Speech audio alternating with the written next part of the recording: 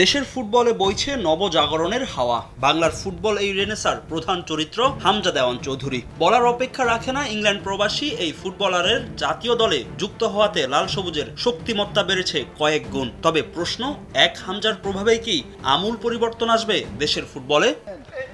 মাঠের ফুটবল 11 জনের খেলা। জয় পেতে অবদান রাখতে হয় গোলরক্ষক থেকে শুরু করে মিডফিল্ডার, স্ট্রাইকারদেরও। সেখানে সতীর্থদের সাহায্য ছাড়াই বাংলাদেশ দলকে একাই কতটুকু টানতে পারবেন হামজা? তবে সাবেক ফুটবলারদের মত, হামজার পাশাপাশি দেশে শক্তিশালী ফুটবল অবকাঠামো তৈরিতে মনোযোগ দেওয়া উচিত ফেডারেশনের। ফুটবল 11 জনের খেলা, সেখানে একজন প্লেয়ার কিংবা দুইজন প্লেয়ার এসে বাংলাদেশের ফুটবলকে ঘুরিয়ে দিবে, এটা ভাবার কোনো কারণ নেই। হামজা চৌধুরীকে দিয়ে হয়তোবা তাৎক্ষণিকভাবে আমরা একটা রেজাল্ট পেয়ে যেতেই পারি। হামজা চৌধুরী ছাড়াও আমরা ইন্ডিয়ার সাথে ভালো ফাইট করেছি, আমরা জিততে আমরা ড্র করেছি।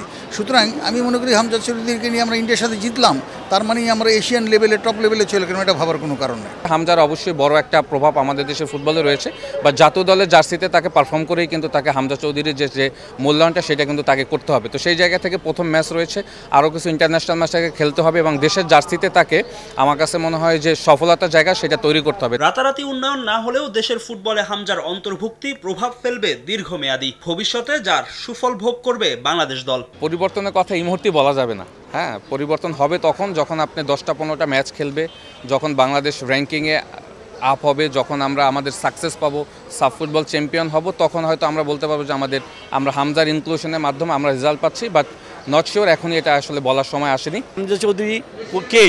সে কিন্তু পৃথিবীর অন্যতম সেরা লিগের একজন খেলোয়াড়।